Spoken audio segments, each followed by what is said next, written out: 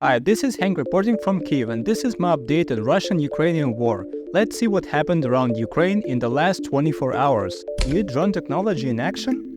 -3 in Crimea. Ukrainian fugitives. In this video, we see how unknown drones hit a Russian barge near the Taganrog Bay. These are Russian territorial waters of the Sea of Azov, roughly speaking across the sea from Mariupol, which is currently occupied. Why am I highlighting this news? Because we have already seen 100 videos of Ukrainian drones sinking and damaging Russian ships. This is something different. On this map, you can see the approximate location of the barge that was hit. It is extremely difficult to do this by sea because at the moment Russia completely controls my native Sea of Azov, and you can enter it by water only by going around the entire Crimea and then through a narrow passage. The route is too difficult.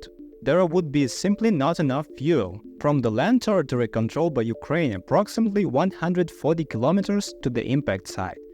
I don't know what technology our long-range drone pilots use, but I can assume that to attack a refinery it's enough to give a drone precise coordinates and it will strike on auto. It would be logical to assume a controlled drone here, but for FPV this is too far. This means that someone from somewhere was flying far away and precisely hit a moving target. Very interesting. I'll be watching for new attacks. It seems we have the initiative at sea with both drone boats and drone aircrafts. This is your revenge for the destroyed Maria airplane. At night, Ukrainian missile forces carried out precise strikes on air defense systems in Crimea again. According to the General Staff of Ukraine, one S-400 complex near Jankoy and two S-300 complexes near Chernomorskaya and Yevpatoria were hit. Russians report 2 S-300 complexes and 4 radars. It seems that somewhere the Turks are a little sad. They bought the S-400 from Russia to protect their skies for $7 billion, and now we see how the old American ATACMS missiles are simply destroying them one by one. Russian unofficial information sources say that at least 10 missiles hit the target. Ukraine does not comment on the number, but we know that all the missiles hit the target and not a single one was shot down mid-air. In the picture you see an approximate flight path. I would like to see more events like this. To be honest, all the news about ATACMS so far is extremely positive. Perhaps we could produce them under license one day. On this map you can see the territory of Russia and where our drones and missiles were able to reach during period of time from June 7 to June 9. As for me, we already are reaching quite far, and judging by the number of confirmed hits, this can even be called as initiative on the battlefield. In the Transcarpathian region of Ukraine, a group of people in a truck broke through the border and fled to Hungary.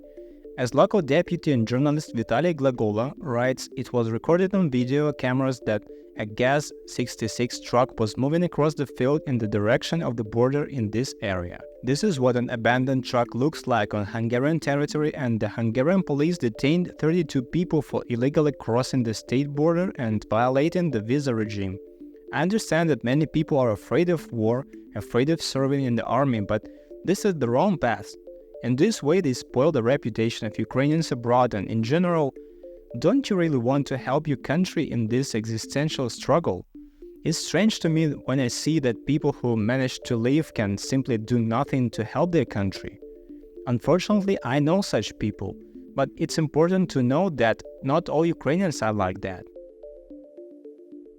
I have excellent analytics with figures on the amount of military equipment that partners from all over the world promised to supply to Ukraine during this year and have already delivered some. It takes time to write the text. I'll try to do it in the next few days when I have enough electricity.